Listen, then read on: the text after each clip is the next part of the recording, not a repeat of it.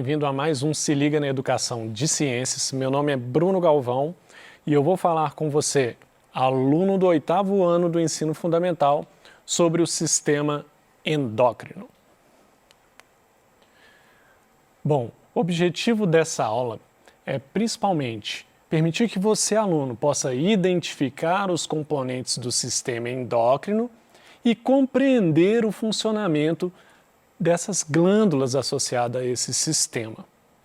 Então, vamos ver um pouco mais sobre o sistema endócrino, pensando agora já em função. O que o sistema endócrino faz? Ele controla parte das atividades do corpo humano por meio de mensageiros químicos denominados hormônios. Bom, então, muitas vezes nós pensamos que todo o controle do nosso corpo humano é feito pelo sistema nervoso, pelo cérebro, pela medula espinhal e todos os nervos ligados a eles. Mas não apenas de sinais do cérebro o nosso corpo é controlado, mas também por sinais de substâncias químicas. Essas substâncias químicas, elas percorrem o nosso sangue e elas levam sinais para as células. Nós vamos ver isso com mais detalhes. Como os hormônios são transportados então? Ao serem produzidos, eles vão ser liberados em pequenas quantidades no fluxo sanguíneo ou em outros fluidos corporais, exercendo um efeito específico sobre uma ou mais partes do organismo. Isso é muito interessante, porque esses hormônios eles são produzidos e nós precisamos de uma quantidade muito pequena desses hormônios no corpo para que eles exerçam suas funções. E é interessante saber também que esses hormônios eles vão passear pelo corpo, só que eles são específicos. Se um hormônio ele quer enviar uma mensagem para a região dos seus rins, numa glândula específica que tem lá, que são as suprarrenais, esse hormônio, por mais que ele percorra o sangue todo e que ele entre em contato com várias partes do seu organismo, aquele sinal só vai servir para aquelas células daqueles rins. Nós vamos ver o porquê. Está aqui o porquê. Ó. A ação dos hormônios ela é específica em razão da presença de receptores. Esses receptores são estruturas na membrana da célula que reconhecem especificamente cada hormônio. Isso eu queria mostrar para você aqui ó, no flip chart. Vamos lá. Bom, vamos supor aqui, vou fazer uma célula aqui. Está aqui o núcleo da célula e tal, não vou fazer organelas não. E aqui a gente tem a membrana da célula, né? Que faz contato com o lado de fora da célula. Imagina então que essa membrana ela pode ter vários receptores. Eu fiz aqui um receptor aqui qualquer. E imagina que o hormônio então ele foi produzido, liberado no sangue, e o hormônio ele é um hormônio específico para se ligar nesse receptor dessa célula. Eu representei aqui de uma forma que eles até se encaixam, tá? Se eu aproximar esse hormônio aqui, ó, ele vai se encaixar perfeitamente nessa célula, certo? Agora, se eu tiver uma outra célula, essa não ficou tão bonitinha, né? E essa outra célula tiver um receptor assim, esse hormônio, ele não se encaixa nesse receptor. Ou seja, dessa forma, essa é uma das formas que o hormônio ele vai se ligar especificamente às células-alvo, às células específicas do corpo, células que vão responder só àquele hormônio, ou alguns grupos de células. Enquanto certas outras células, para as quais o hormônio não é alvo, ele não quer fazer nenhum sinal para aquela célula, essa célula nem tem receptor para ele, ela nem consegue se ligar a ele. E isso funciona no nosso organismo de uma maneira assim, impressionante, muito específica, e eu diria de forma perfeita até. Bom, então essa é a ideia da ação dos hormônios e a forma, o porquê dos hormônios serem tão específicos e eles conseguirem levar um sinal para uma região qualquer do seu corpo. Bom, a produção de hormônios pelas glândulas endócrinas, ela é controlada pelo sistema nervoso e pelas próprias glândulas. Então, o sistema endócrino, ele é formado principalmente de glândulas e, inclusive, existem glândulas que existem glândulas que controlam outras glândulas. Tamanha a importância do sistema endócrino e o tanto que ele é importante no controle do corpo humano, assim como o sistema nervoso também é importante. O sistema nervoso também ele controla o sistema endócrino, principalmente numa parte específica que eu vou explicar aqui para você. Antes disso, vamos ver quais são essas glândulas que fazem parte do sistema endócrino, agora que já vimos a função e como eles funcionam. Principais glândulas aí, a hipófise, glândula tireoide, glândulas paratireoides, glândulas suprarrenais, pâncreas, os ovários no caso da mulher e os testículos no caso do homem. Então essas aí são as principais glândulas que formam o sistema endócrino e elas são as que estão mais citadas nos livros. Mas eu preciso de citar aqui mais duas glândulas importantes que eu chamei aqui de outros componentes. Por que eu coloquei separadamente? Veja bem, apesar de fazerem parte do encéfalo, então estou falando aqui de componentes do encéfalo, que também fazem parte do sistema nervoso, o hipotálamo e a glândula pineal também são órgãos endócrinos, pois produzem hormônios. Mais do que isso, inclusive, quando eu penso no hipotálamo. O hipotálamo, essa glândula que está lá no cérebro, lá no encéfalo, perdão, que é o mais correto de dizer, essa glândula ela é a comunicação entre o sistema nervoso e o sistema endócrino. Então é fundamental, ela acaba tendo um papel nos dois sistemas. E aí vamos verificar a localização dessas glândulas aqui através de uma figura. Repare aí, olhando de cima para baixo, começando lá no cérebro com o hipotálamo e a glândula pineal, logo abaixo a hipófise, depois nós temos aí na região do nosso pescoço aí, um pouco abaixo, a tireoide, logo abaixo o timo. O timo eu gostaria de destacar que eu não vou falar sobre ele aqui porque ele está muito mais relacionado com o nosso sistema imunológico, ou seja, o nosso sistema de defesa do organismo. Depois vem as suprarrenais, como o próprio nome indica, estão acima dos rins, o pâncreas, o ovário e o testículo. O ovário no caso da mulher, o testículo no caso do homem. Quando eu penso em ovário e testículo junto, nós podemos chamar de gônadas. Então esses são aí as principais glândulas aí do sistema endócrino. Vamos começar falando então do hipotálamo, mas antes de falar do hipotálamo eu quero deixar bem claro que o sistema endócrino ele é um assunto um pouquinho mais extenso. Hoje nós vamos falar basicamente até a hipófise, hipotálamo, nós vamos falar também da glândula pineal e nós vamos falar de hipófise, ok? Hipotálamo. Então, apesar do hipotálamo, como eu disse, ser parte integrante essencial do encéfalo, ele produz hormônios que atuam sobre a hipófise, que a estimulam a secretar outros hormônios. Para você ter uma ideia, a hipófise é considerada uma glândula mestre, porque a hipófise controla as outras glândulas que estão no nosso corpo, ok? Só que o hipotálamo, ele comanda a hipófise.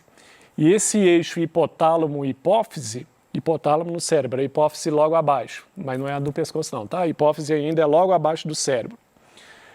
Essa relação hipotálamo-hipófise é uma relação de comunicação entre o sistema nervoso e o sistema endócrino que vai controlar todo o resto do sistema endócrino. Quais são os hormônios produzidos pelo hipotálamo? Primeiro aqui, ocitocina. A ocitocina é um hormônio que é conhecido por modular o comportamento social e sexual do indivíduo e ele é conhecido ainda principalmente por estimular a contração do útero durante o parto e a ejeção de leite pelas glândulas mamárias. Então, na hora que a mulher vai ter um bebê, aquelas contrações do momento do parto, aquelas contrações, elas são estimuladas por esse hormônio. A ocitocina é que estimula essas contrações. E quando a mãe vai amamentar o seu bebê, aquele leite ele é secretado, ele é jogado para fora, vamos dizer assim, por causa desse hormônio ocitocina que vai também estimular esse leite a ser secretado. Outro hormônio produzido pelo hipotálamo, o hormônio antidiurético, conhecido como ADH. Ele atua na reabsorção de água pelos rins. A falta dele, inclusive, pode causar o diabetes insípidos. Bom, então esse hormônio aqui, o antidiurético, como o nome diz, antidiurético, ele vai impedir que você urine muito. Ele retém água. E quem não tem esse hormônio funcionando bem, ou não tem ele, inclusive, tem a famosa diabetes insípidos. Essa diabetes não tem nada a ver com a glicose, não. Essa diabetes é um tipo de diabetes que a pessoa, ela urina demais, porque ela não consegue reter urina, porque ela não absorve água. Então ela urina demais, ela sente sede demais, então ela tem que tomar muita água. E isso é um efeito da falta do hormônio antidiurético. Agora vamos falar da glândula pineal. A glândula pineal também fica lá encostadinha no hipotálamo, lá no encéfalo. Ela também é conhecida como epífise cerebral, está localizada na região central do encéfalo, próxima ao hipotálamo. Então, quando a gente viu aquela figura lá, depois você volta aí e dá uma olhadinha na figura, você vai ver que o hipotálamo está numa região e logo do outro lado assim a gente já tem a glândula pineal, praticamente um encostado no outro. E qual hormônio que a glândula pineal produz? Basicamente aqui um hormônio que é a melatonina. Qual a função dessa melatonina? É atuar na regulação do nosso relógio biológico. Por exemplo, problemas com alteração nos níveis desse hormônio podem causar insônia. Então, sabe aquela coisa assim que você fala, que tem gente que fala assim, eu particularmente eu tenho isso comigo. Ah, não, eu preciso de acordar às 5 horas da manhã e tal. E aí eu consigo acordar naquele horário. Ou tem gente que fala assim, não, eu preciso de acordar às 7, aí acorda, sabe? Isso tem a ver com o nosso relógio biológico, com a nossa sensação de tempo, com a nossa sensação de dia e noite. E esse relógio biológico, essa melatonina vai ser fundamental para você dormir bem à noite, para o seu organismo sentir que é noite, que é hora de dormir, que é hora de descansar. Por isso que a falta desse hormônio ou problemas com esse hormônio pode levar a problemas para dormir, que é o caso de insônias. Finalmente a hipófise aqui ela é um pouco mais complexa. Vamos falar sobre ela. É uma glândula controlada pelo sistema nervoso.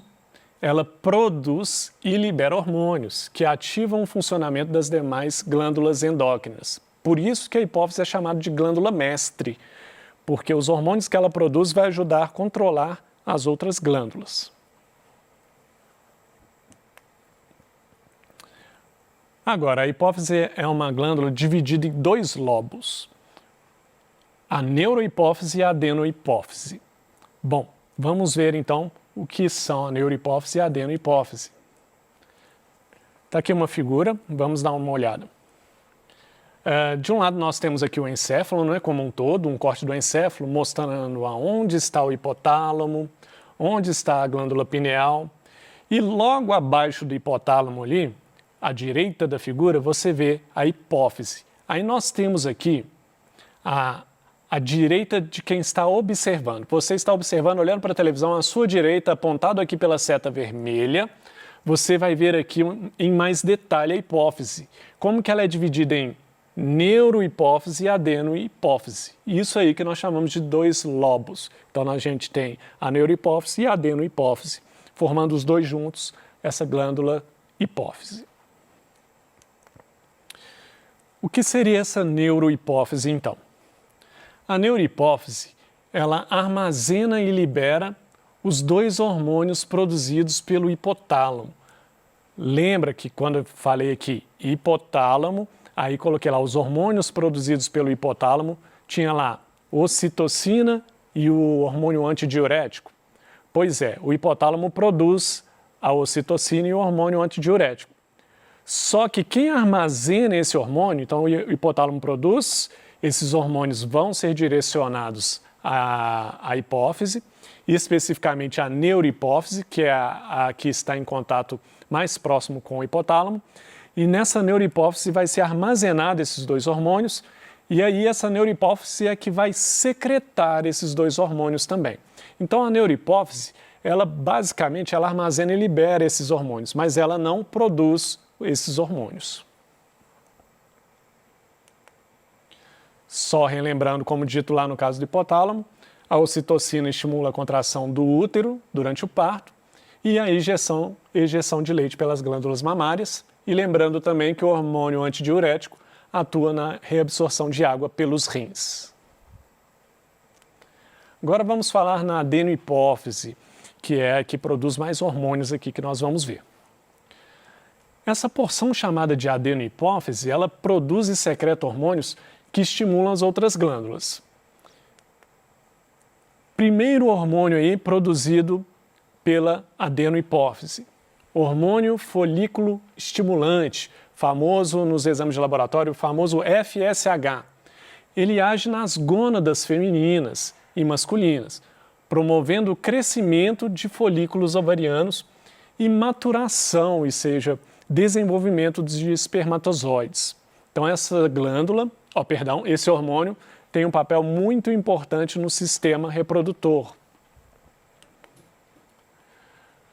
Hormônio luteinizante, famoso LH, age nas gônadas femininas e masculinas, atuando no estímulo da ovulação e síntese de testosterona. Então, a ovulação da mulher ela é influenciada por esse estímulo, pelo LH, hormônio luteinizante. E a síntese de testosterona, que é um dos hormônios mais famosos, característico do sexo masculino, do homem, também ele é estimulado por esse hormônio. Hormônio estimulador de tireoide, TSH. Esse estimula a glândula tireoide a secretar seus hormônios. Esse eu não vou entrar em detalhes, porque nós vamos ver a glândula tireoide na próxima aula. Então saiba que esse hormônio aqui, ó, o TSH, ele vai estimular outra glândula, que no caso é a glândula tireoide, que veremos detalhes na próxima aula. Hormônio adrenocorticotrófico. Nossa, que nome pesado, hein? Que nome difícil. Professor, preciso de gravar esses nomes todos?